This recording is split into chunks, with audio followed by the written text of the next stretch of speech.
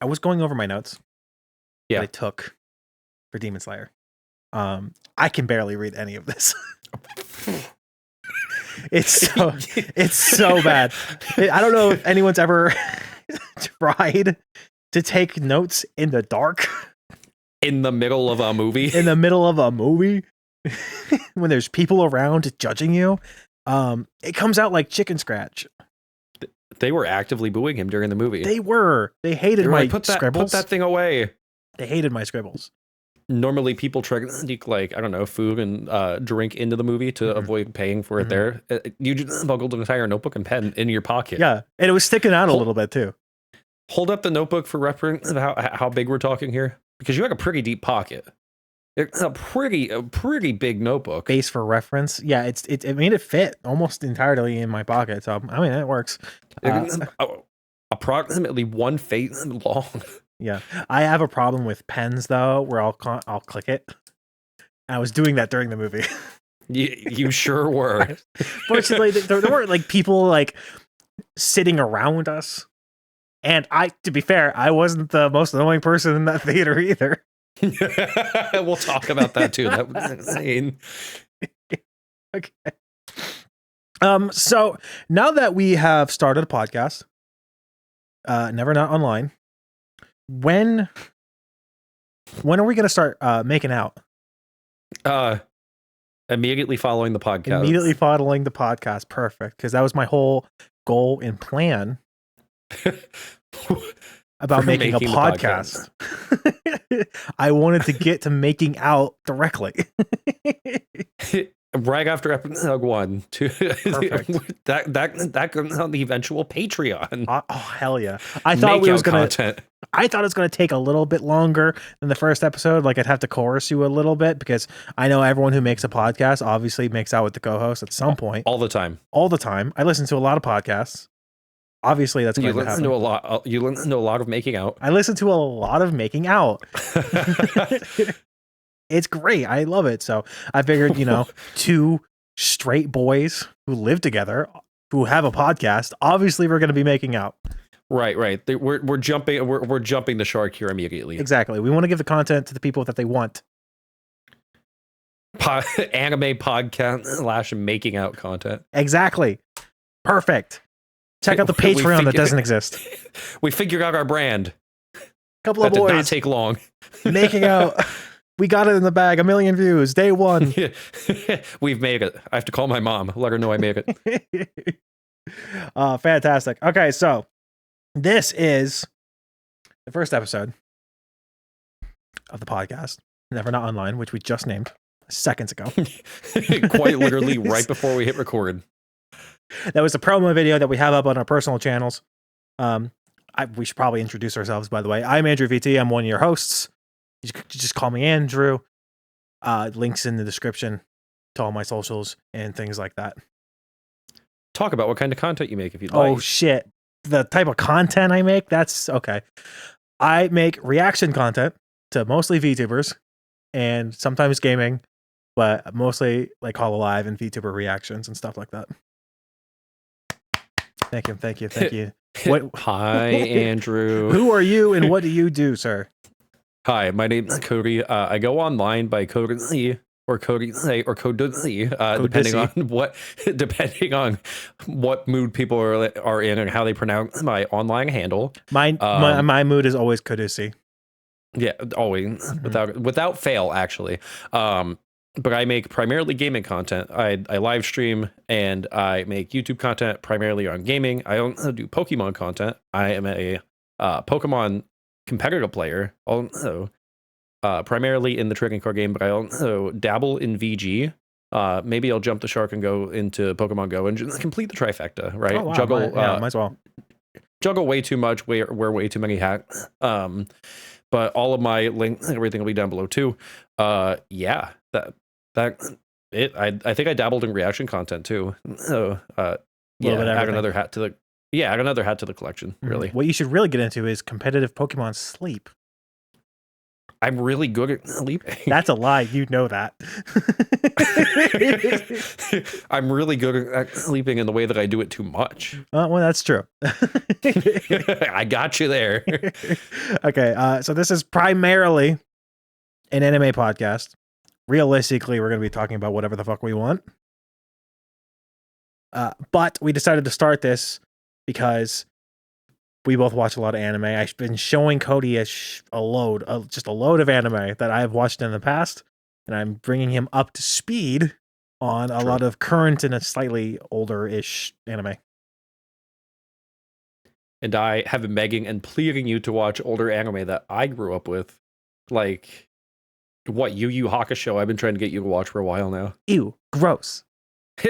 Hey, stop it. I have a hard time listening to older animes. I don't know what it is, or watching, I guess, not listening. I don't know what it is. I just don't care for how they look, I guess. Well, brother, I'm going to need you to lock in, if you don't mind. I will probably eventually get to it. I mean, there's other anime like Full Metal Alchemist that I need to watch. Very true. The fact that you haven't watched it baffles me. I'm assuming you've watched it then, right? I've watched a good majority of both Full Metal Alchemist and Brotherhood. Okay, so I've only seen Brotherhood. I've only seen the first 6 episodes. I got to the fucking human dog girl. Yeah. So, Edward. Edward. So yeah, I've seen Edward. I've seen that, and I feel like that's all I need to see. Yeah, you've really watched the whole thing then. Yeah, I think so too. I'll eventually watch Yu Yu Hakusho and any other old anime. I just need to get to it. I just haven't done it. Okay, cool. But and I'll hold you to that. I'll hold you to that. I'm going to be right back with your name on it if you don't. Oh, okay. I understand. So, we wanted to make this podcast because we've just been watching a lot of anime together. I've been showing him a lot of anime. And a very big movie recently dropped. The Demon Slayer Infinity Castle movie is at theaters to rave reviews. You've seen it twice, critically right? acclaimed. I have. I've watched it both dubbed and subbed. I've only seen the dub. I'm usually a sub guy, but we watched it dub. So what After are my your shocking betrayal? Yes, your shocking betrayal. We went with someone that was not me. True. How dare I? How dare you? Can't actually. How dare you? So that is one of the main reasons why we decided that we kind of wanted to make a podcast, I would say. Just to leap off of Demon Slayer, because we both really like it. We both have seen, the whole show, and we're both really anticipating the Infinity Castle movie, since it was the end of the last season, I guess. Yeah. Yeah, no, I to kind of piggyback off that, I've been looking forward to it for a while. I actually went back and watched a recap of like the Hashira training arc and everything before going to the actual movie. And originally I planned on going to see it with Andrew one time, but then a friend of mine wanted to go see it opening day, and I couldn't really refuse because I really wanted to go, and I'm like, why would I not go to it twice given the opportunity? I did get the popcorn bucket too. I'm really glad that I went the first time to get the popcorn bucket. Should I show people that? Do you have that on hand?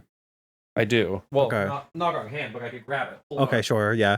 So a lot of times when movies come out, they come out with like certain popcorn buckets or drinks or something like that. So the Demon Slayer ones came out with these as the popcorn bucket.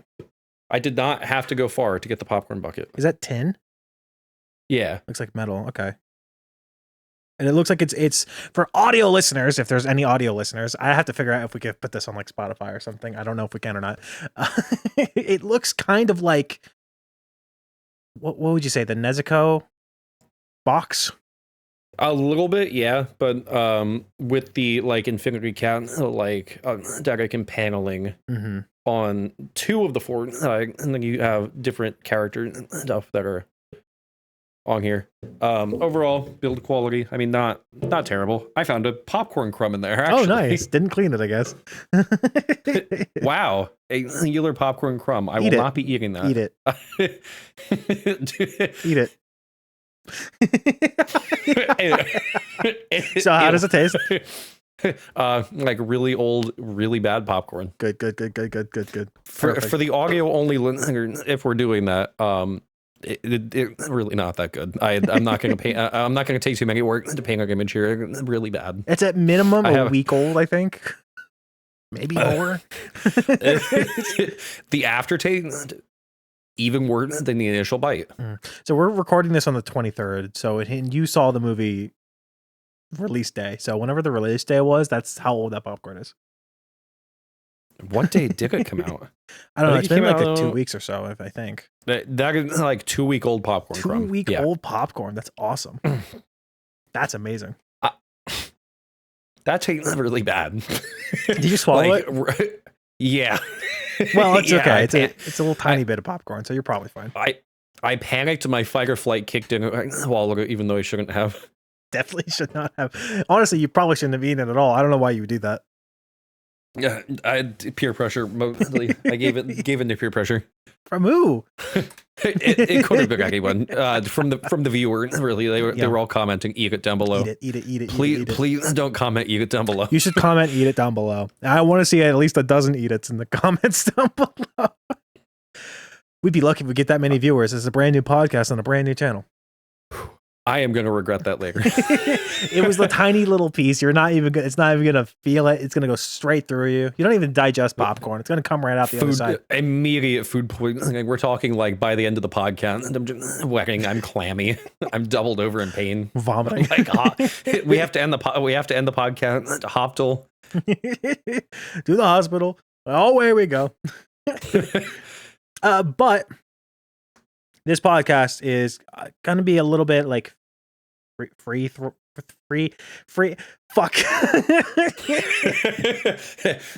Oh yeah. Wait. Free fuck. Free fuck. Whoa. It's gonna be a bit free. I can't say flowing. Free form. For some reason, I can't say those two words together. Free flowing. Free forming. Free. I can't do it. Hang on. Free flow, where we just talk about whatever we want at whatever point we want, and try to form coherent thought over it. Free flow. I got it. I don't know why that was so hard. Oh, 23rd time ended up being the charm. I'm proud of you. So this episode in particular, we're going to be going over the Demon Slayer Infinity Castle movie, which I already mentioned. We're going to go over a couple of the anime that we watched in the previous anime season, or I guess the one that's technically happening right now, and ending. Hold on. What was this? Was it summer? Yeah, summer 2025, which is the anime season that is currently happening, is in its like last 1 to 2 weeks of these shows coming out. We didn't watch a whole lot of anime for that particular season because we weren't necessarily anticipating doing a podcast for it. It all came out of nowhere. Life really comes at you quick. Yeah. We literally had the idea for the podcast like 2 or 3 days ago. So, yeah. I'm going to go over that. I have something I want to show you at the end. A little game. Just a little game that I want to play. No. Nothing difficult. You did make mention of a little game earlier, but you didn't tell me anything. You said maybe not. Yeah. It's not the same game because I would need to do more research than I have in the amount of time since I got home. But it's a different game. It's something simple, but it's going to be fun. The next week's podcast episode is going to be going over the upcoming anime season, the fall 2025, and picking the episodes that we're going to watch. Because every single podcast episode, we're going to review and talk about the specific anime episodes that we watched that previous week that were coming out. Correct. So there's always like dozens of anime that come out every single week. We're not going to be watching all of those, obviously. So we're going to choose the ones that we like or have interest in, and we're going to watch those. I think there's a pretty big stuff coming out next season that we'll go over when we get to that. True. So starting off with Infinity Castle, give me your top level overview thoughts of the movie without spoiling it. I'll do the same thing, and then we'll go into more spoiler talk. So I just want to give people like a second to be like, I haven't seen it yet. Right, to panic and run away and click away before we drop a bombshell on them. Okay, so number one, right out of the gate, I think that the animation quality better than I had anticipated it being. I mean, Demon Slayer, they're known for having, you know, top tier animation for an anime. But the film quality and the infinite budget, I'm calling it infinite budget instead of infinity count. Really did it favor for higher quality budgeting, higher quality animation. All the colors really jumped off of the movie theater screen for me. The soundtrack felt really good. A lot of the characters really got their time to shine during the movie. And I actually really liked having a longer runtime too. I felt that the 2.5 hours that we were there kind of flew by. I was surprised at how long the movie actually was, because I didn't know what the length of it was going into it. By the time we were done and we got out, and you said it was like 10 something at night, and I was like, what? We were there that long? I was woefully aware the second time going in. On both occasions, I went to work the following morning after getting out of the movie and having to go right to bed. The second time could not have prepared me anymore, but I genuinely enjoyed the movie both times. It didn't feel like it really drug on at any point. I mean, if you're not a fan of like flashback to flesh out different characters, then you might have an issue with the pacing a little bit, but I personally didn't really have an issue with it at all.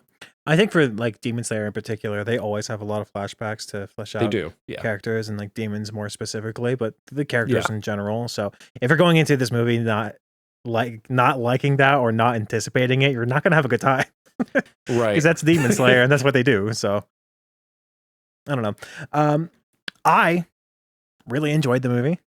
I thought it was fantastic. I'm gonna say a couple of the things that you did. The animation was stellar. I think if you put this up, obviously it's better than like the TV show animation. Not by a lot though, because the TV show animation is just really good. But if you put this Infinity Castle movie up against the Mugen Train, Infinity Castle still blows it out of the water. Like the sheer for sure. It's different settings and vistas and just certain particular moments throughout the movie that were just shown off really, really well, really drawn spectacularly. It was a very stunning movie, and I wish we could have watched it in like IMAX or something. If we had like a really nice theater nearby, because we only have just like a regular ass like AMC, which is like still like a nice screen, but not like doesn't give like the full feeling that I would love to see. So when it comes out, probably on Crunchyroll or even Blu-ray, I might buy the Blu-ray so we can watch it on my OLED. I think the colors would really pop on that. That'd be really nice. The music, absolutely fantastic. There's several different parts. There was one particular scene, which I won't say right now, but I don't actually even remember which scene it was, but there was like a heavy organ playing. As like it wasn't even a keyboard or a piano. It was just like organ music, and I thought it was sick for the moment. I have it written down later, so maybe I can remember what scene in particular that was. But a lot of great character moments, a lot of great duos that were shown throughout the movie, and a lot of amazing scenes and things I'm looking forward to for the next movie. Things that I'm interested in, and a lot of shock value too. Yes, which we'll get to, but all in all, it's like honestly, it's a fantastic movie. It's a little sad at times. True, because we watched it together, and you watched it for the second time with me, but I was watching it for the first time. So you told me at the end of the movie you would occasionally look over at me for certain scenes. There was without spoiling anything, a very specific scene that you looked over for me for, and I was crying. Yeah. I had cried before you, and it felt like I was handing the torch off to you to let you have an emotional moment. But yeah, one thing that I really want to talk about, we talked about the most annoying person in the theater. I really want to touch on that, because the same thing happened to me during my other viewing of the movie. Wait, too. Really? If I so for those of you that are unaware, we were at the movie and their buddy knocked out cold. Like they were on Dream Street taking a nap, right? They weren't there for the whole time. It was like the second half of the movie is when they fell asleep. But yeah. And they were just snoring really, really loudly, intermittently. The movie would get kind of quiet, and you would just hear a loud that would overtake you, right? And if I had a nickel for every time that happened to me while watching Demon Slayer Infinity Count, I would have 2 nickels, which is not a lot, but kind of weird that it happened on both occasions. Yeah, that's that's incredible. She was actually also sitting alone.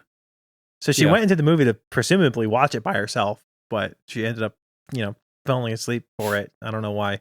Unless she was like chaperoning a couple. Because she did kind of walk in at the same time as 2 others. I'm thinking it had to be a chaperone situation. Maybe. If that's the case, then I kind of understand. She was probably bored by what was happening on screen, even though it was really high octane action for most of it. I don't know how you fall asleep.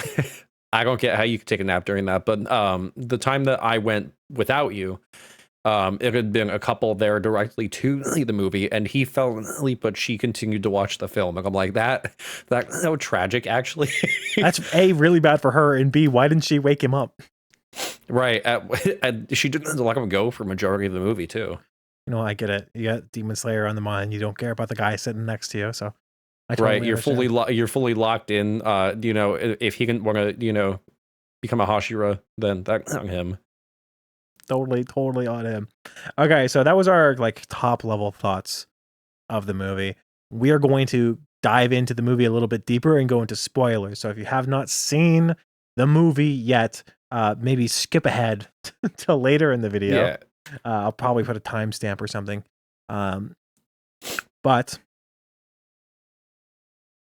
spoilers times now. Lock in. 3, 2, 1, spoilers. Okay. We're in the spoiler talk. So terrific. As I said kind of at the start of the podcast, I was taking notes throughout the majority of this. So I do have a list of things in general. I can't read it all. I couldn't read any of it when you showed it to me. So my first note is Cody made pee. Because you went to the bathroom. I did get that. The fact that's your first note, incredibly funny. So yeah, that's my first note. When you went to the bathroom, I wrote that down. Cody made pee. That's one of the ones I can actually read because I wrote that in a lit room. That was the pee before the movie, right? Yeah. There were 2 pees. There were 2 pees during that film. I don't think I took note of the second pee. Only the first one. You gotta lock in and take a note of both. If you're gonna write down what I'm peeing, you gotta write down every time I pee. I was locked in at the movie at that point. Second note, I showed Cody a drawing of dick butt.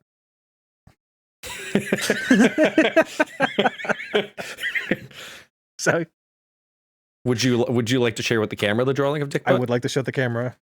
I'm not an artist. Let's see if I can even.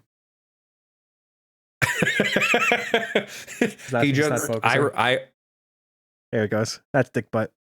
I remember that very vividly because I had gotten my drink and looked at you and I have to pee. And then when I came back from the bathroom, you were like, hey, look at the... and I held it up. You are truly the Michelangelo of your time. So that's my thoughts on the Demon Slayer movie. Pee dick butt. Pee dick butt. Okay. 9.5. Change nothing. Nothing. That's it. Okay, so actually though, when they started out the movie, the first few things, because we both laughed when it happened. We did. We both laughed. Muzan will come. Audibly chuckled in the theater. They said one of the characters in the movie kept saying Muzan will come 3 or 4 times right at the beginning of the movie, and come was emphasized. This was the build up for showing off. That was probably in the TV show at the very least, because it was when the Lord was still alive. Yeah, during the end of the Hashira trekking arc, yeah. Mm-hmm. So that that was a whole thing that was showing off. Did they show I don't think they showed the explosion and stuff from the TV show, did they? of like lore no, dying? they did not. No, they implied that everything had happened before the movie began, but they didn't rehash any old content from the show. Okay, yeah.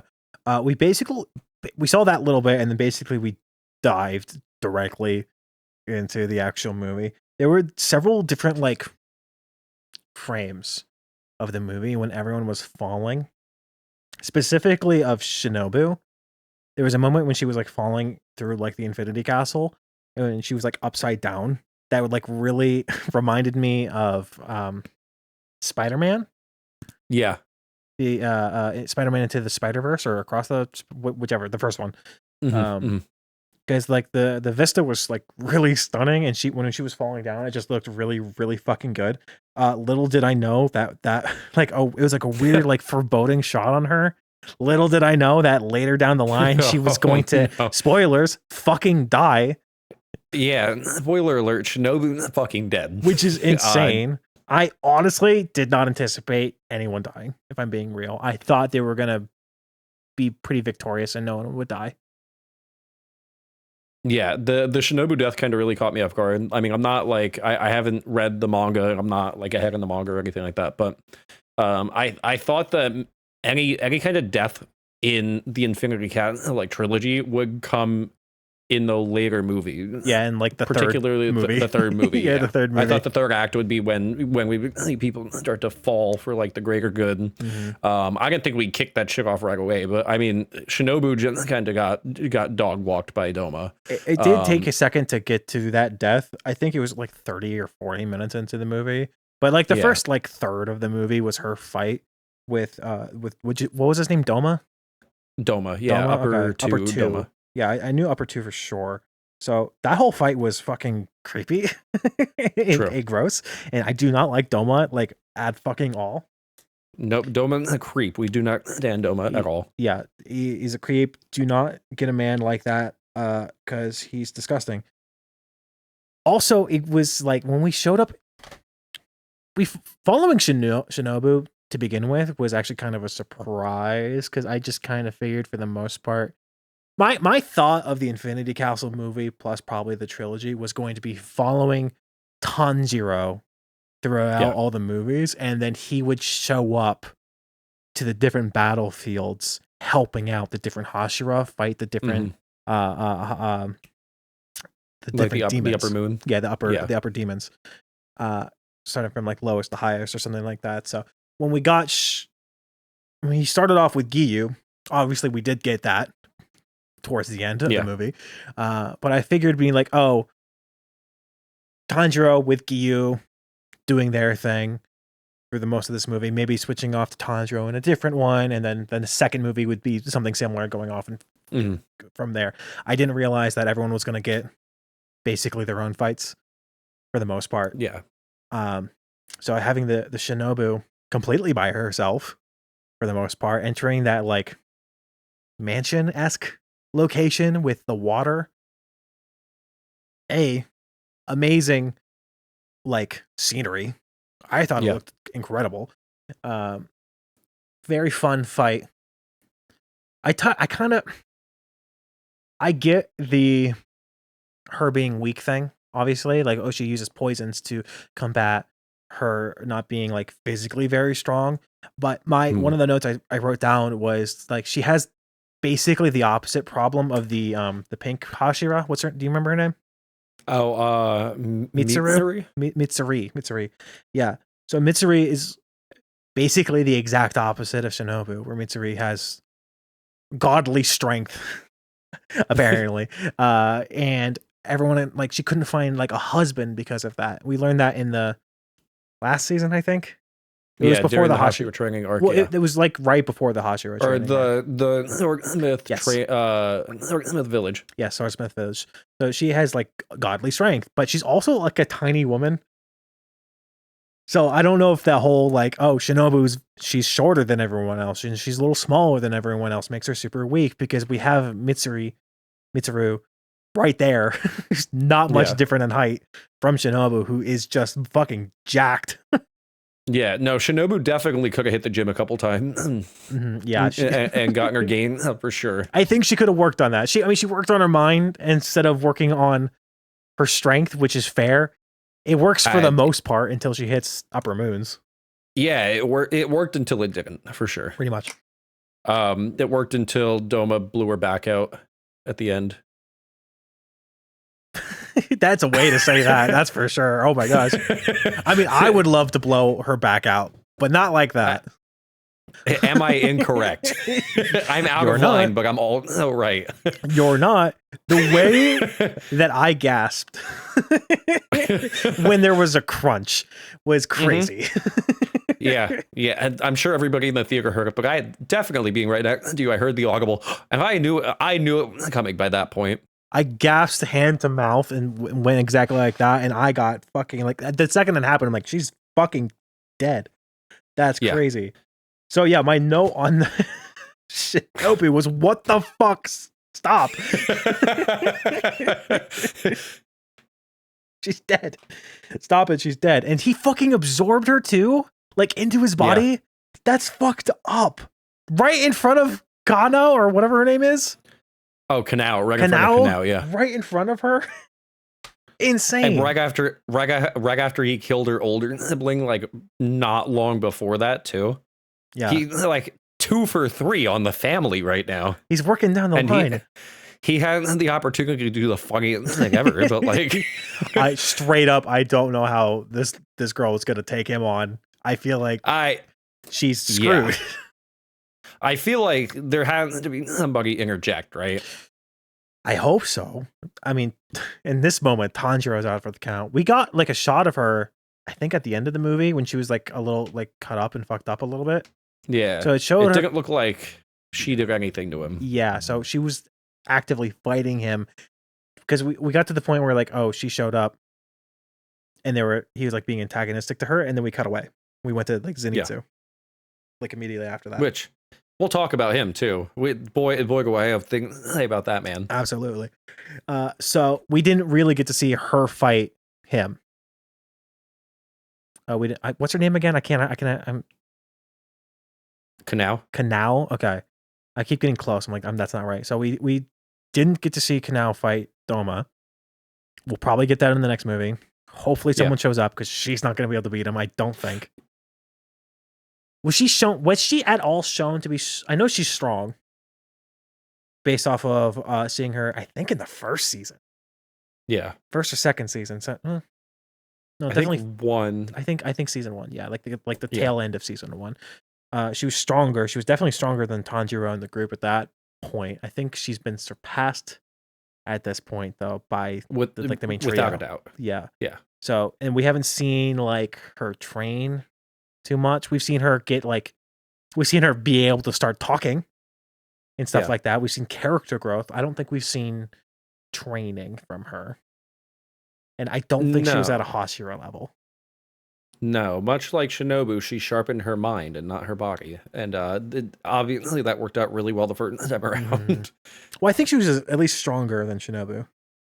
I think Kanao physically is stronger.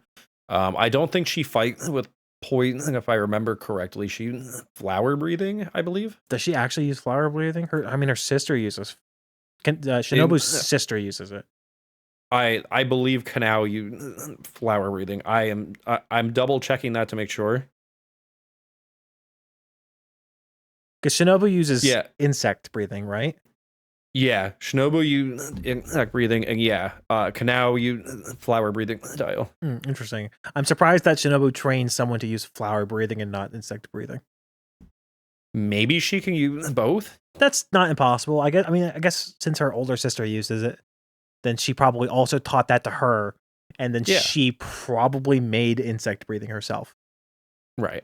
Maybe Kanao got lucky and learned both. And I mean, I don't know how much it'll help her in a fight with upper 2, but I mean, it feels like the try not to die challenge impossible. But like, she's got both of the things that the last 2 people died with. So if it ain't broke, I mean, It is broke. They broken, very but specifically broke. we very much need to fix it for sure. Someone needs to fix it. Help her, help her. Shinobu's like final like stance against Doma was sick. Extremely well animated. Like she was so fucking fast, well paced, great animation. Just said that, but I'm reiterating. I thought it was fantastic. What are your thoughts on final thoughts on that fight? I would say on the Shinobu fight in general. I liked the visualization of each like insect breathing form. In particular, I really liked the centipede. That was a good one. I thought that was really cool. Like you mentioned, the final shot of her like just straight up thrusting him up into the ceiling. Oh, that was good. And like infecting him with the poison. It really gave me hope the first time of watching it. It really, I mean, thinking that because there was a moment where she stabbed him, right? And it looked like it went through and like it pushed further in, and there was a cutaway, and we went to like Zenitsu, I think. We went to him running and looking for who we would eventually find out is a very important character to him.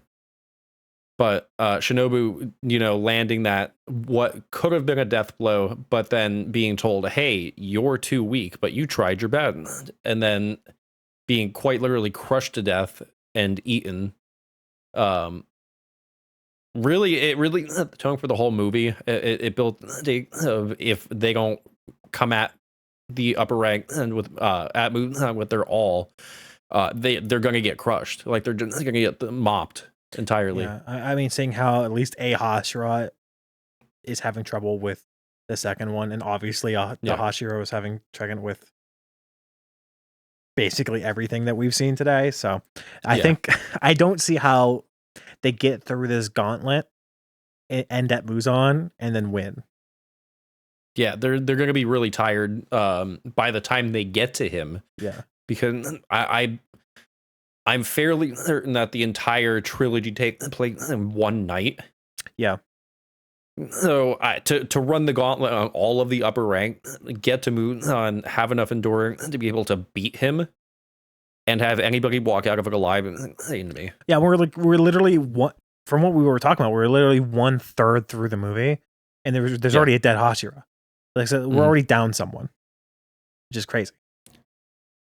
And I mean, thankfully, we didn't lose anybody out by the end of the movie. But going into part 2 and part 3, I'm not too confident. Yeah. So moving into like the second third of the movie with Zenitsu, my goat, my goat. He locked the fuck in.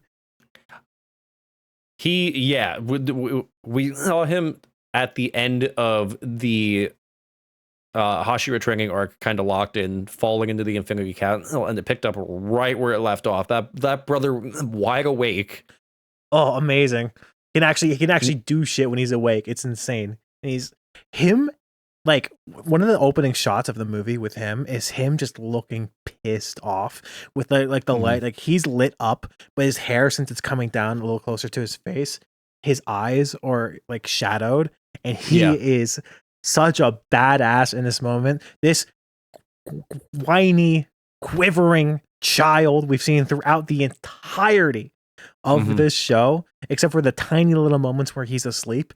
And he locks in those moments, but just seeing him pissed off, falling through the Infinity Castle with a fucking mission, insane. So I don't know how much you knew going in. I had hit this like a little bit spoiled for me. Okay, I knew what the note was that he got from his teacher and why he got it. So like the note that if at the end of the last season, he got a note from his master being like, you're my other student became a demon, is now with Muzan. I'm killing myself. And he did it alone. That's why Zenitsu locks in. I knew that ahead of time. I knew that going into the movie. So hearing it in the movie, I wasn't surprised by that. But what were your takes on it? I mean, I knew nothing going into it. I managed to dodge that entirely, but finding out that, that level of betrayal that the other Dugan, thunder breathing, committed becoming a demon, and using thunder breathing to, commit horrible act being a demon, kind of led the Mountaineer down that road. It was shocking. And totally valid crash out from for sure. I mean, we got the lock-in of entry off of it, and I'm grateful for that. But I The knew lock-in nothing was going amazing. into it. Yeah, I did have that spoiler for me. So getting the hit of the master being like, oh, he killed himself. He committed what's the term? Seppuku. Seppuku, yeah. Which tradition, I don't know if you know it, but I by watching a lot of anime, I know this. When you do that, you're supposed to do it with someone else, because you do that to yourself when that's the act of doing it, but then someone's supposed to finish you off, because just doing that alone is torture. Basically, yeah, you're bleeding out your life for a while, and I think in the movie typically in traditional seppuku they cut your head off. Yeah, that's the ending it quickly. So when you do it with somebody else, I think usually it's like you do it in I mean, obviously you do it in disgrace. So you would either do it in front of like your lord or someone else's lord, or a different samurai or something like that. So samurai have like 2 swords usually. They have their normal katana and a smaller one. That smaller one is like a utility thing. I could be wrong about this, so don't take any of this to heart. But you also use fact that. Check him. Yeah, you also use that to commit seppuku. And then once you do that, then you get your head chopped off, because you've already gone through like, oh, I'm killing myself. I've killed myself. So as an act of respect, they cut your head off, so you don't basically bleed out and your guts spill out into the torture. So that was that part of the movie. Very happy stuff. Yeah, lovely. I loved hearing about every minute. Absolutely. So his story was kind of like interlaced a little bit with Shinobu, like like the tail end of hers and the start of his, but his ended up being like you said, finding his fellow student to basically kill him, who was an upper 6, was it? Yeah. I'm surprised that he got all the way to there, but I guess he was fairly strong to begin with. Mm-hmm. Oh, something. Yeah, he had a good foundation. Pretty much. Something I took note of. At the beginning of the movie, they said all like the random demons that are everywhere they all have the strength of lower moons. Yeah, I caught that too. They were beefed up for the purpose of tiring out the Hashira. Yeah, so and that's alone kind of insane, because if you think back to the first season, that Spider Boy, he was a lower moon, and he gave our group a shitload of trouble. Like Tanjiro basically couldn't even cut his neck. It was impossible until he did the thing. He basically used sun breathing on accident for the first time, I'm pretty sure. And that was Himokami Kagura? Yes. And he didn't even know what it was at the time. That's the only reason. I think the spider guy's name is Rui or something like that, I believe. So that was the only way he could even possibly defeat him, and that was a lower moon.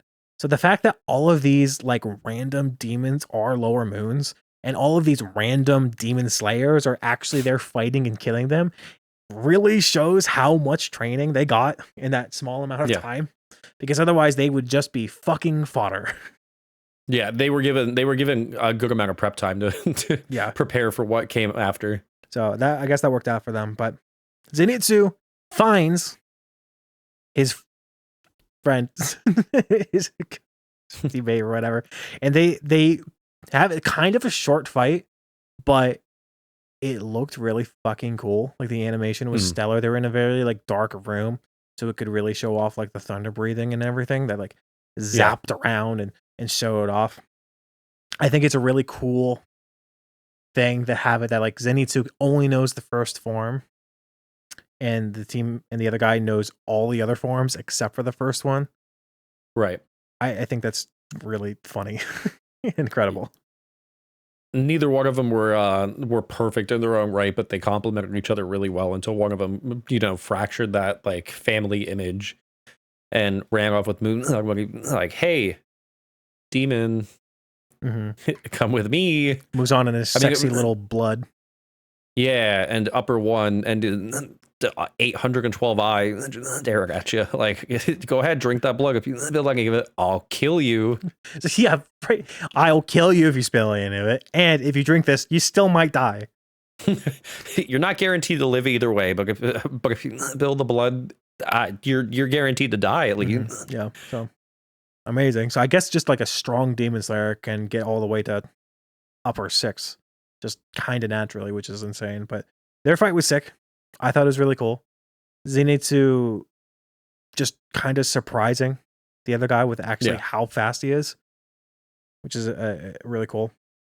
And him whipping out the 7th form that he created. Incredible. Yeah, I mean, kind of wild to think that he created an entire form based around only having knowledge of the first form. Which I mean, it kind of the new thunder breathing form kind of just take what the foundation of form 1, right, and ramp it up to 11. I mean, pretty much. If you really sat and looked at the 7th form, he almost does the exact same fucking thing. Yeah, as the first but form. More of it. He just does it faster and stronger, pretty much. An old dragon comes out of it. I'm trying to put together the timeline of when he would have come up with that, honestly. Oh, that's a good question. I mean, during the swordsmith training arc, not training, the swordsmith village arc, he wasn't there, so he could have just been doing it then, and or / during the Hashira training arc, he could have just been working on it then because he wasn't like shown all that much then. So I guess that's probably the rough timeline of when he could have made it. Yeah, maybe he got mad after reading that letter that he like, fuck it, I'm gonna kill the guy. I'm gonna make a new form to kill him with, and I'm gonna go get him. I'm gonna show him what for. There was a little throwaway line that someone said. I think it was one of the in the flashback. Some other kid was like, "It's crazy that this guy knows every form except for the first one, when the first form is the foundation of all the other forms." Yeah. Which I guess also makes sense for the 7th form being extremely similar to the first form as well. Right. But it just made him sloppy. Made him not be able to do anything. There's also that reminds me. I don't know how true this is because it just doesn't fucking make sense. But I think like the creator or something like that said something along the lines of the effects that happen around the swords, like the lightning and the fire and the water, don't actually exist in the real world. It's just indications for the reader to be like, oh, this is what they're doing. Which doesn't make sense because they affect things in the real world all the time. So I don't know what that's on about. But with the demon getting access to his demon powers, he literally made the effects real as part of his blood demon art, which I thought was really fun. Yeah. Yeah, the crackling on the body and the like it traveling up and continuing to damage you and time went on. That it kind of bridged the gap from like what you said from the reality of their actual battle to the visual effect. I want more of that, I think. It was really good. It was really fun. So Zenitsu fucking murks this guy. Locked in. Coolest way possible. Kills him. Then we finally move on to the final third of the movie, which I was not anticipating in the slightest. I could tell you were very shocked by that. Yeah, just having fucking Tanjiro and Giru together makes a lot of sense. It's one of the few Hashira he has not interacted with. So having him be with him in this movie makes a lot of sense. I'm assuming in the next movie we'll probably get Tanjiro with another Hashira. Don't know who. Someone we haven't seen quite yet, though, I'm sure. Maybe the snake guy. Maybe the white hair guy. And his brother. That would be a good pairing for that. Regardless. He's with Giyu. The second Akaza showed up, I was fucking floored because I did not anticipate that happening in the slightest. Were you thinking that Akaza would show up in like movie 2 or movie 3? Did you think that would like? The problem is, I just forgot about Akaza. How could you? He killed Rengoku. How could you know. forget? My that whole thing was so traumatic for me. I just kind of forgot that he got away because at the end of the fight, I consider Rengoku winning that fight. So in my mind, Akaza was dealt with. Right. After all this time, he's like, oh, he's dead. I completely forgot. He blocked out the trauma. You're just like, no, my goat Rengoku won. Sure, he's dead, but like he won the fight for sure. Yeah, I mean that's what Tanjiro was screaming at the end of the Mugen train. He was like, hey, you fucking lost this fight. He beat you, and while pointing at dying Rengoku, he won. He beat you. Yeah. So the second Akaza showed up, I was fucking floored. You could really tell right from the jump when Akaza showed up that there was so much bad blood there too. That Tanjiro just locked it immediately and wanted to fuck the dude up. Mm-hmm.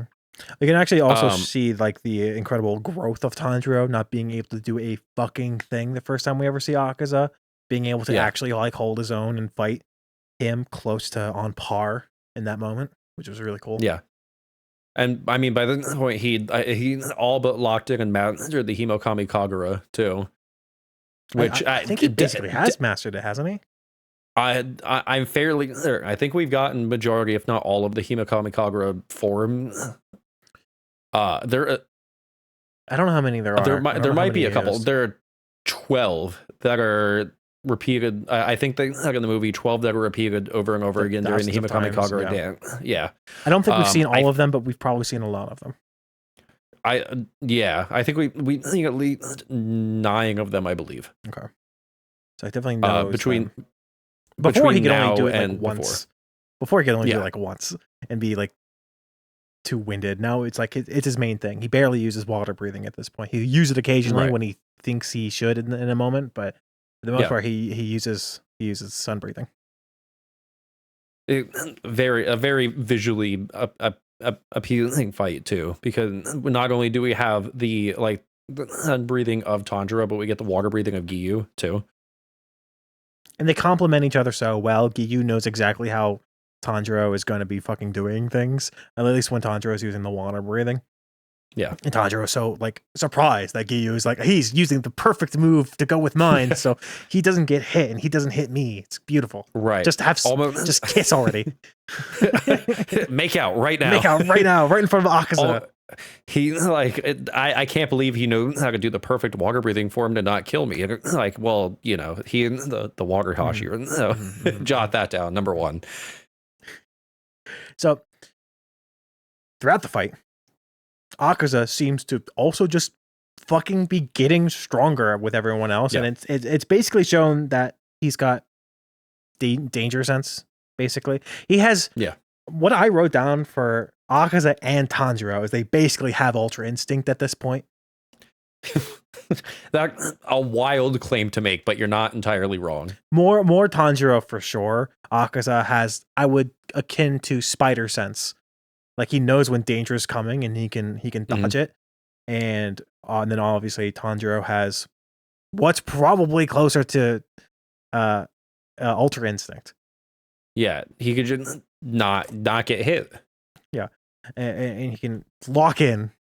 That power locking in. His power is locking in, slowing down time.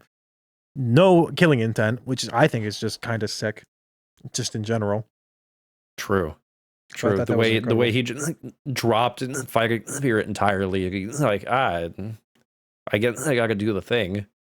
Mm-hmm. To counteract really weird compass. I don't know why they call it a compass. It's a fucking snowflake. Really freaky compass. Really weird, gross compass. Not only does it make him able to avoid attack that would kill him, but his strike naturally pulled to point on your body that'll fucking destroy you. Yeah. He knows exactly how to kill you, and he'll fucking do it too. True. This is where we start getting the majority of the flashbacks in the story, because we get the biggest flashback we've seen with Tanjiro's dad. and like actually showing off that he's actually strong. Yeah. Because we've just been kind of assuming he was, because he was doing the Hinokami Kagura the whole time in the dances. But we're never actually shown that he was strong before. But now we were like, he fucking murdered that goddamn bear with ease, pretty much cementing that he was probably for sure a demon slayer of some sort in his day, and passing on that knowledge that he probably just learned on his own naturally to Tanjiro, to be just calm and serene and just kill without killing intent, which I think kind of fits Tanjiro, like as a person in general, because he's such a nice, sweet little boy. He could do no wrong.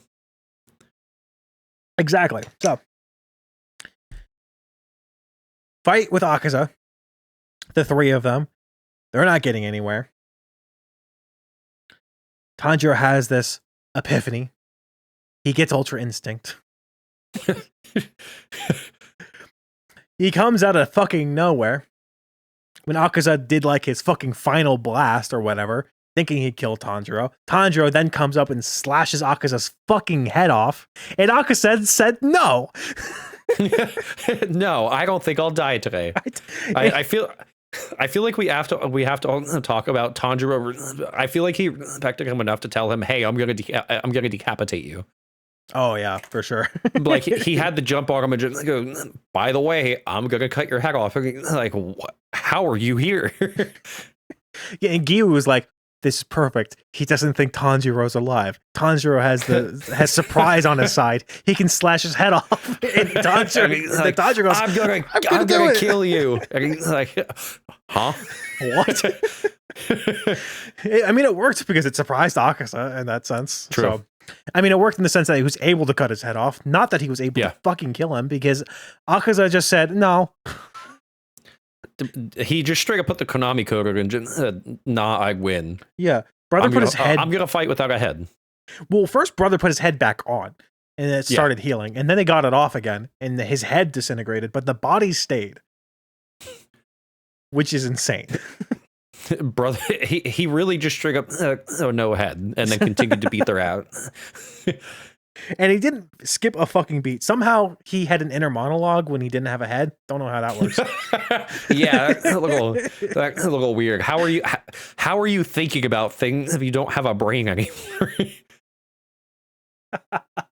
I turned to you at some point. I was like, how is he saying this? I'm like, I don't know. Just go with it. Brother doesn't have a mouth, let alone a brain. That's insane. He grew a little tiny mouth out of his neck hole. Yeah. Hitting at the perfect angle. I have to get stronger. I have to get stronger. What kind of gets me out of this whole thing is that Tanjiro doesn't technically beat him. I think he's just kind of got strong enough to the point where they couldn't beat him. Yeah. And he decided to just die. And that's how he lost.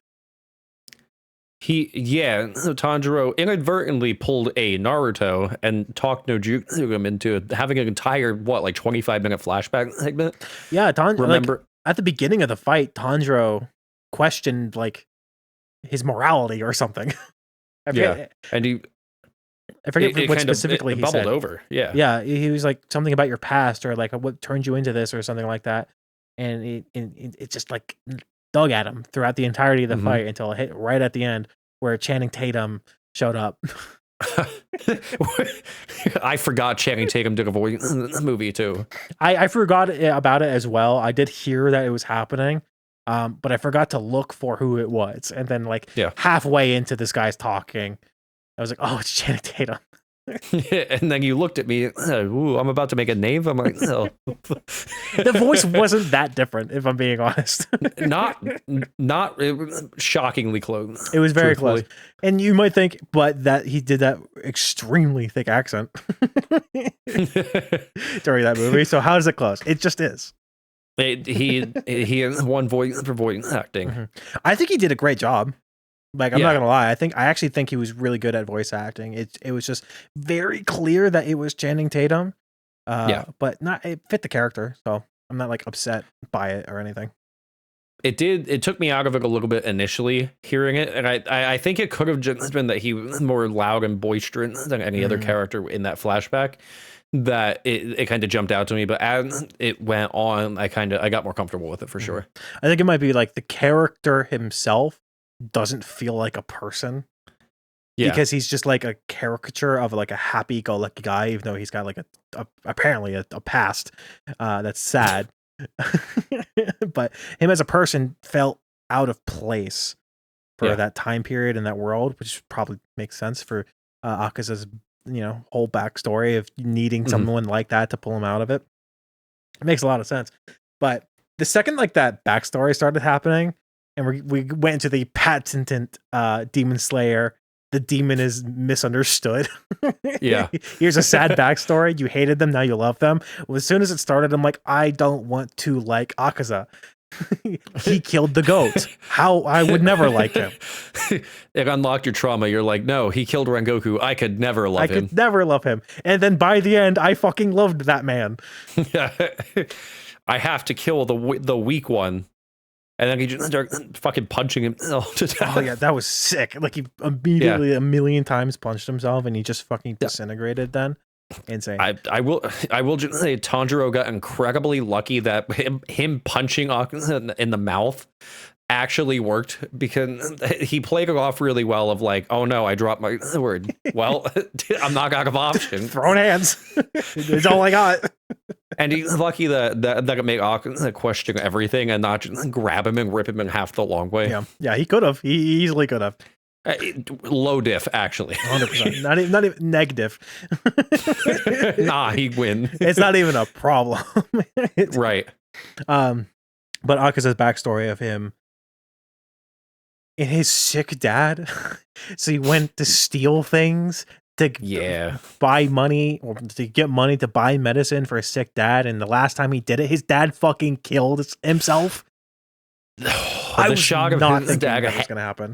The fact that they showed the dad hanging there too, like Sayori style, yeah, absolutely haunting. It really added a lot of depth to his character too, because he very well did, and very very well did crash out after that too. Yeah, he beat up like all of the men in the village until he got picked up by Channing Tatum. Channing Tatum showed up like, I beat the criminal right out of you. You're a good guy now. And then he just casually dropped, hey, my wife killed herself. My wife killed herself. My daughter is incredibly sick, and I want you to watch her. Even sure, you were a criminal, but now you're not. And woo, I'm about to make a name for myself. I'm about to make a name for myself down here. The sickly girl, adding another sick person into the whole mix, make me feel even sadder for Akaza. He actually makes her better, because there was moments throughout this when, like, obviously he said something along the lines of, next year for the fireworks we can go instead if you're not feeling up for this year. And she started crying because obviously she didn't fucking think she was gonna make it to the next year, right? And how she was probably told all of her life that she was not gonna, well, I don't know how long she's been sick, but the entire time she's been sick, that she's probably not going to make it, that she's probably going to die. She feels like she's going to die, and this one fucking person that she at this point knew for a little bit but barely knows, it's like, oh yeah, when you feel better later, when we can go again next year, because obviously you're gonna be fine, and him not even questioning that.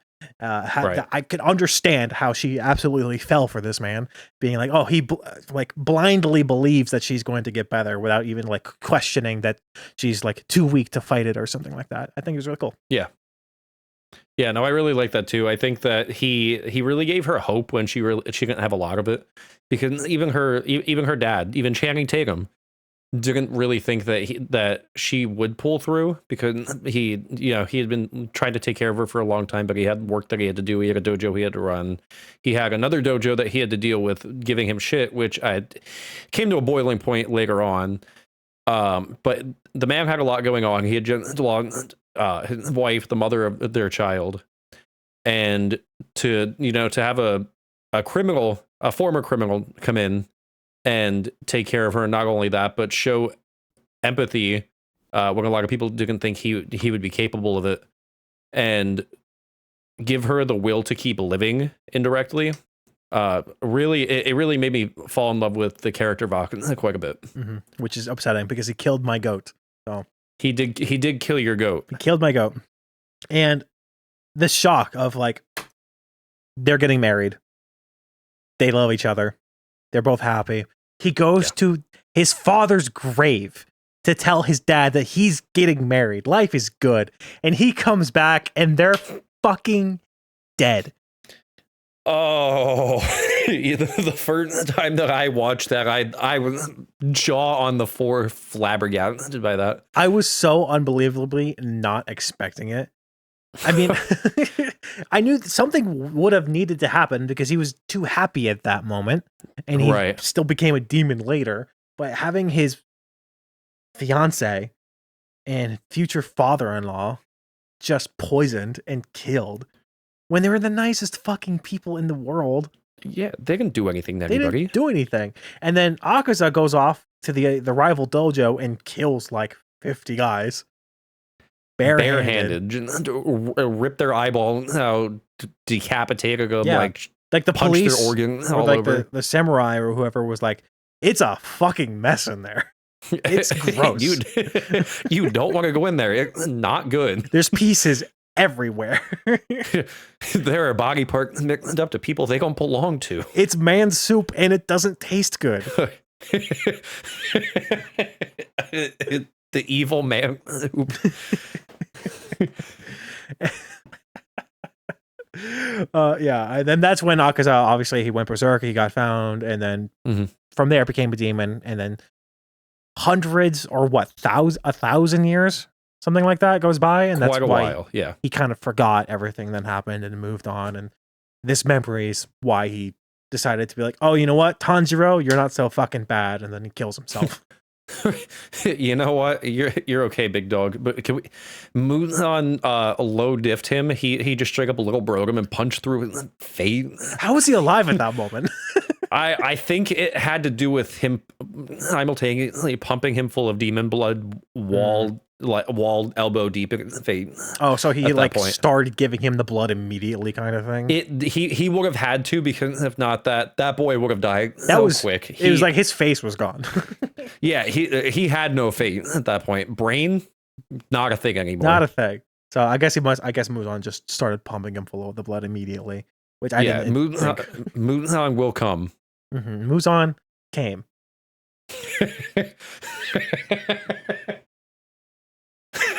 Correct. Also back then, Muzan was like forcibly making people demons, like upper moons specifically. Yeah. It's like, I want to give someone a lot of blood and I'm going to make you an upper moon of my top 12 or even lower or some lower moons too. Where I feel like a lot of other demons had like kind of an option. I mean, the option was take it or die, but it wasn't like just showing up and punching someone through the face and being like, you're a demon now. Because like for Daki and her brother, they were like last legs. Daki was basically dead. And was it Muzan that showed up or was it someone else? I do not remember truthfully. I wanted to say Muzan turned them, but I guess realistically it doesn't matter. But I guess Muzan or a different demon shows up and he's like, hey, you got some anger in you. We can fix that. And we like that. Yeah, so they later down the line seem to pick people who are more desperate and want it, rather than random guy off the street. Rather than, hey, you killed like 58 people, ripped their body apart, all that. I like that. You're mine. Come here. So, yeah.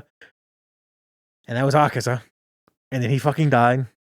And that was basically the end of the movie. Did anything else happen right at the end? Tanjiro passed out. I think that's basically it, right? Tanjiro and Giyu are both unconscious. The fact that Giyu went unconscious while like sitting up, kneeling, looked really dope. But they both went unconscious. The crow alerted all of the other Hashira that they defeated upper 3, and they were all like, yeah, we're gonna do this. While the the people on the outside were mapping the Infinity Cat, trying to find Moonsong, and then it got even bigger because of upper 4, right? Upper 4 along with the guitar that can, or the instrument. Upper 4. Yeah, the instrument that can reshape the Infinity Cat at will, pretty much. Yeah. They like made it way bigger, and then we got a shot of Muzan in like the heart thing that he was in. Muzan surrounded by goo. Yeah, goo. It was basically saying, "You're not gonna fucking get to me, baby." I'm really wondering the fate of Tamayo too. Is she actively that's the doctor, being, right? The one that's actively being absorbed. Yeah. I think she'll probably. I don't know if she'll live, but we'll probably see her in the next 2 movies. Yeah, she's like just slowly being absorbed or something. I know. She's like, well, at the rate I'm going, I'm gonna be absorbed. Hopefully, somebody shows up now, because she's the reason he's like stuck in place, right? I'm pretty sure that's what it is. Like she did something when he exploded. Yeah, and like I'm pretty sure she. I think she administered the drug that turns you back into a human. Yeah, and he's like actively trying to counteract that right now. Yeah, that's what it was, and he's trying to kill her at the same time. So that's where that movie leads off. And the next one is reportedly coming out in 2027. We're both gonna be over 30 by that point. I think I made that comment to you on the way out too, that by the time part 2 comes out, we're gonna be 30. Yeah, I mean, for sure we're gonna be 31. Oh, don't put an accurate number to it. Just over 30 is good enough for me. Because I turned 30 in July, and I'm in next July. I just turned 29. You turned 29 tomorrow. Yeah, the 24th. Yeah, birthday. So we're getting I'm old. a little birthday guy right now. Unfortunately, we can't have the podcast by the time we're 30 because we're too old to watch anime. True. When you turn 30, dementia kicks in, and then you forget the anime that you watch, and then at that point, how are you gonna run a podcast if you can't remember what you're talking about? Yeah. Fortunately, though, that means you can rewatch One Piece for the first time. Wow, it'll be like I never watched it before. So, which is a great transition into moving away from Demon Slayer and going into you watching One Piece for the first time. True. I am currently watching One Piece. I'm watching it through One Piece, which for those that don't know, allegedly, it cuts out the filler not pertinent to the actual plot of the overarching anime. So, and I think it runs multiple episodes together too. It'll mesh them together. I'm coming up on episode 800 roughly. You're in Dressrosa currently, right?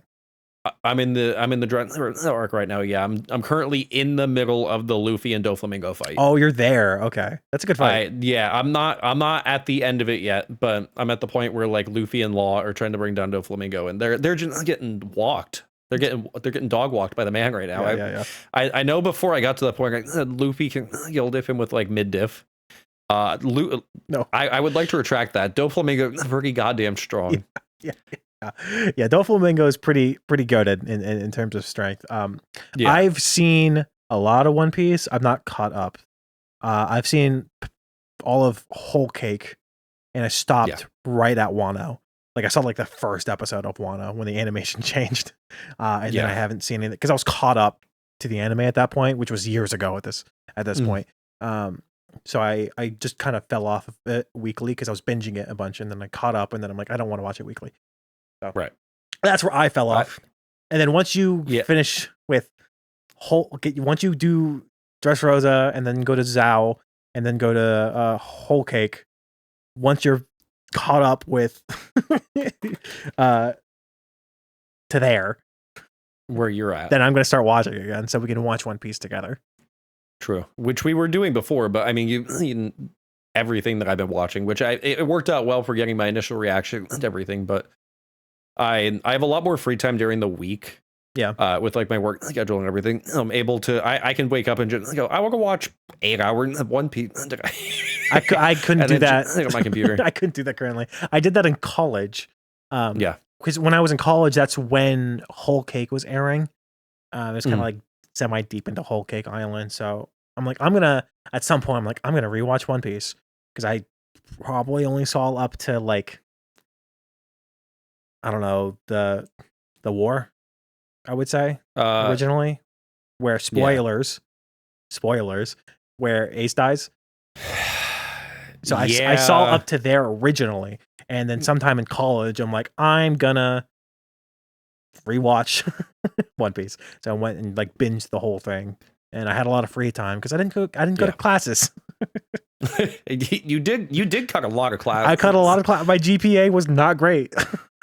I cut a lot of classes. You had a negative GPA. You actually owed them. It wasn't that bad, but I mean, I was able to graduate with my GPA. So yeah, I had like a 2 something. Yeah, no, way to bring up Pat Drama Marineford, by the way. Oh yeah. I think my favorite arc, other than Marineford, because Marineford is really good, with like 8 and Newgate and that whole thing, and like establishing Blackbeard, like a really big threat, right? Well, at least establishing he has a villain, because he showed up, right, I think for the first time, like at the start of Skypiea. Yeah, Ragnarok Skypiea, and then he popped back up during the prison break. And he kind of had that evil aura about him, but I'm still kind of unsure at that point. He was just kind of a guy at that point until he shows up and fucking kills Whitebeard. Right, he's just a normal, like a pirate at that point. Like him and Luffy are rivals, they're both trying to be king of the pirate, find the One Piece, everything like that. But then he just killed Newgate, and like, I'm gonna take your devil fruit, which, by the way, I can hold multiple devil fruit now. I've seen like theories on that, and it probably has something to do with his specific devil fruit, the first one he had, the darkness fruit, whatever it was called. Something along the for some reason that fruit in particular allowed him the ability to gain a new one, something like that. Yeah, he gained a cheat code pretty much. So. I think my favorite arc overall would have to be Eddie Lobby, though. That's a really good one, honestly. I just like the entire Straw Hat crew powering up beyond their known limit. For Robin, the Luffy and Lucci fight, terrific, fantastic. Very good. Sanji, my goat, my favorite One Piece character, other than Aang, getting Diable Jambe. My compliment to the chef on that one. I think Whole Cake might be my favorite one. It's okay, really good. I am looking forward to Whole Cake because it's very much Sanji themed. Yeah, well, yeah, for sure. And I need that in my life, honestly.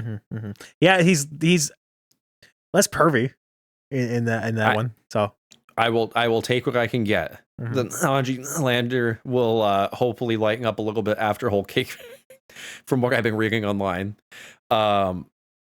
I don't know if he goes back to it in Wano or not, but I know he calms down, at least in Whole Cake, a little bit. He better calm down in general. There's one of my absolute favorite scenes is in Whole Cake. It has to do with Luffy. I'm not gonna say anything spoilery, but it has to do with Luffy and Sanji. Okay, that's very good news. You'll know it when you see it. Pretty much what I'm talking about. I love the introduction of Abo. Yeah. The third brother. Yeah, spoiler alert. Third brother, who we are introduced to in flashback before, just shows up, top hat and all, carrying that big pipe. That's not a euphemism for anything either. He's got a big pipe. He just straight up has a big pipe, and he knows how to use it for sure. Him getting the flame fruit. Yes. Incredible. I wouldn't have it any other way, truthfully. It works out. I like how Luffy offered it to Frankie immediately. Yeah. He was like, "Hey, I can't have this, but do you want it?" Right. I trust you. You're part of my crew. Do you want the flame fruit? I thought that was cool. But I think Albo getting it is definitely the right move. I'm hoping he shows up again in the future because I really like him. He's really cool. I like him. I'm sure. I mean, he said it has to do with like the Revolutionary Army, and I'm sure that's probably going to play a role at some point. I don't know when, but I'm sure it will. Yeah, I mean we've been getting like like Revolutionary Army information, like with what Dragon, Dragon being uh like Luffy's dad. yeah, Dragon being Luffy, part of the army too, and Luffy brother. So if it's not already shown off, because it could be at this point in like the manga or something like that, I don't really know. But I'm Yeah, sure they'll show up at some point. I have not been reading the manga. I've been just strictly watching the anime, getting caught up because I don't want to ruin anything by getting too far ahead of the manga. I think the animation is really neat. For the most part, I've read the manga because it was Okay, I could get through it faster and there's no filler. And right. you're watching one pace, which I wasn't at the time, and the filler is so goddamn bad in their actual show. There's like only 12 minutes of actual content. Like in Dressrosa specifically, it gets worse. Very but bad. in Dressrosa, like there's like 7 minutes of recap. There's obviously the intro, the outro. So there's only like 11-ish minutes of actual content. And it's so stretched out and it's so long. And they keep doing the same fucking flashback over and over and over again. You get a lot of reactionary shots that are repeated again and again and again. Yeah. Where in one pace you don't get that actually digestible content. So if I had One Piece at the time, it might have been a thing. I just didn't know about it. If I had that at the time, I probably would have watched One Piece. But I do like just reading manga in general, so Yeah, I wasn't upset about that. Like for Naruto, I read the manga more than I watched the anime. So for Boruto, I've read the manga. I haven't watched much of the anime. the anime is all filler. Like it's like 70% of it is filler, which is insane. So yeah, if I would like to get back into Boruto at some point. But I'm gonna definitely read the manga when I do it and not watch the anime. right. But yeah, no. In short, I'm 800 episodes to One Piece. I probably can finish tonight if I lock in. I really want to get to Whole Cake. Really want Anji grow and develop. Yeah, and I've heard Wango and Egghead are both very good. Fantastic. We're going a little long, so let's speed through the remaining little bits that I want to kind of get through today. So, did you watch episode 12 of Dandadan? I have not. You son of a bitch! All but episode 12. I know I'm so terrible and awful. It's really good. Episode 12 is really fucking good. I mean, I could give my thought on the first 11 of them. Yeah, give your quick thoughts on the first 11 episodes. Okay, quick thought. I like the degree of all the characters. I like the evil eye folk establishing evil eye like a big threat.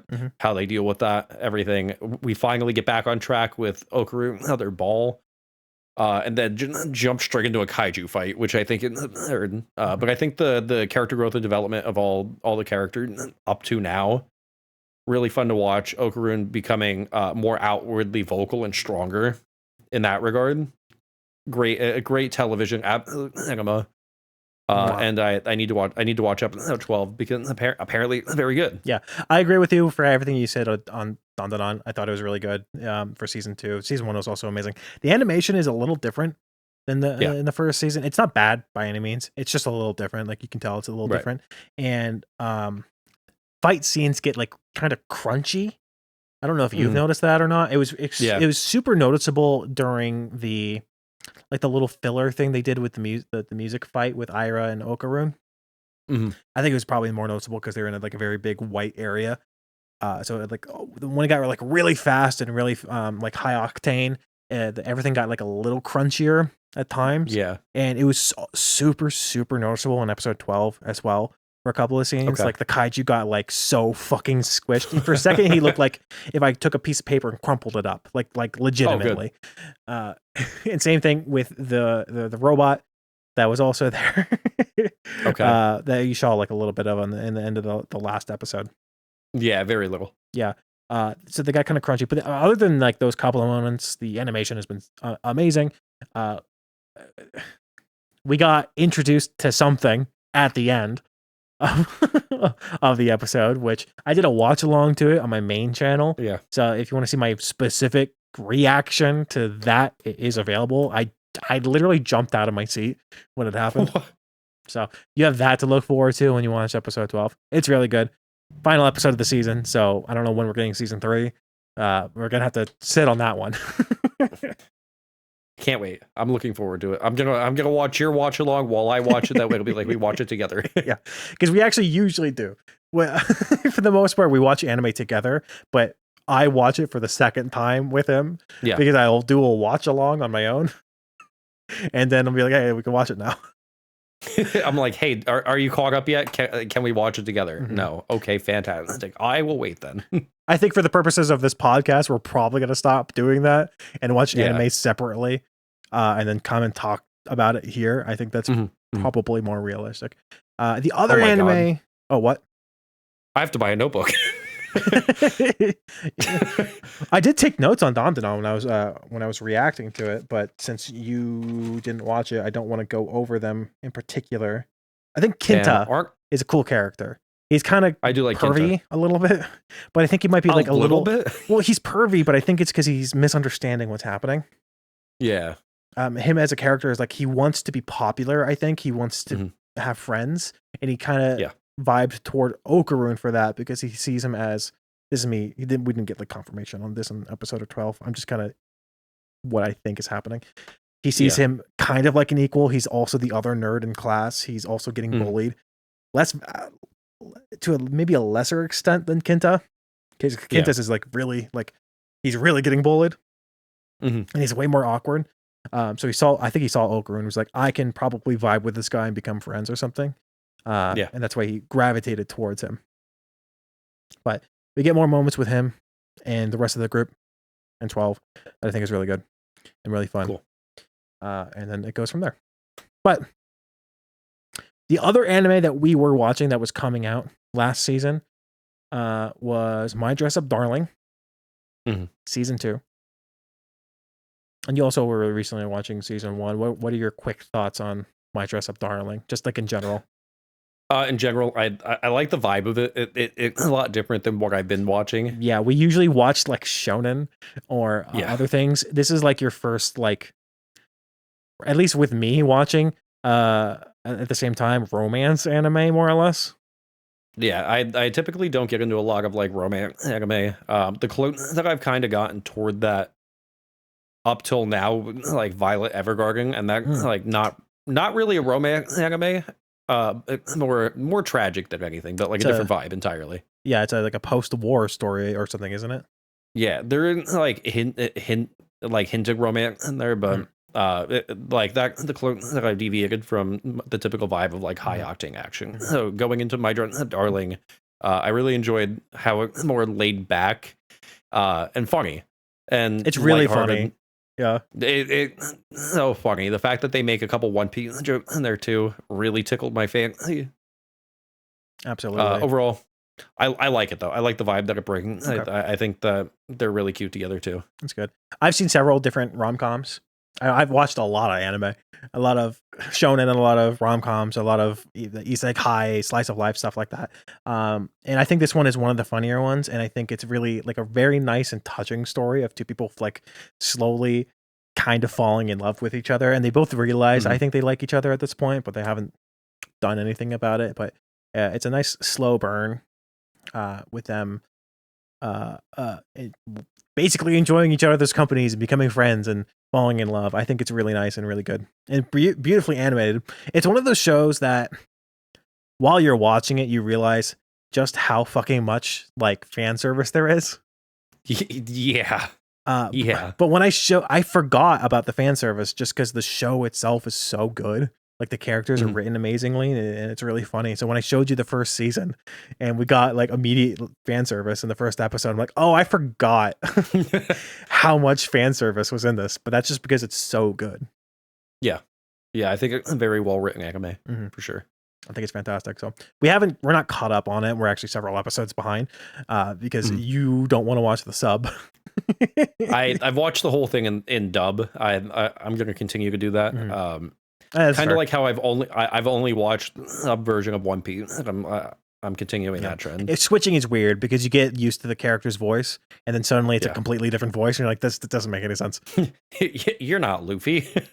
I think Luffy's voice is fairly similar to from sub and dub. A lot of the other characters are kind of different, but some of them are like, fairly similar. But something like Dragon Ball for Goku is wildly a high-pitched different, yeah. elderly woman in Japanese. It's like, that's a little hard to swallow, but Right. it's fine. I don't think we particularly watched anything else last We season. watched To Be Hero. To Be Hero. The big one. The big. We haven't watched anything else other than the big one that we watched. Other than the huge one that we fucking love. Oh my god. How could you forget? I have notes and everything. That's insane. I don't know if we have the fucking time to go into To Be Hero X right now. We could start off episode 2 talking about it. I think we should do that. I think next podcast episode next week we'll start off with To Be Hero X talk.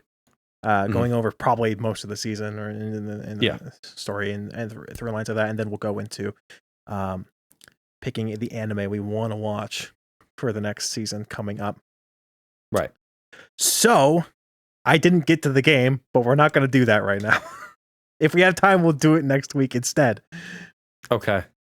So that was the first episode of Never Not Online, the anime podcast, where we talk about anime. You could not have put it better myself.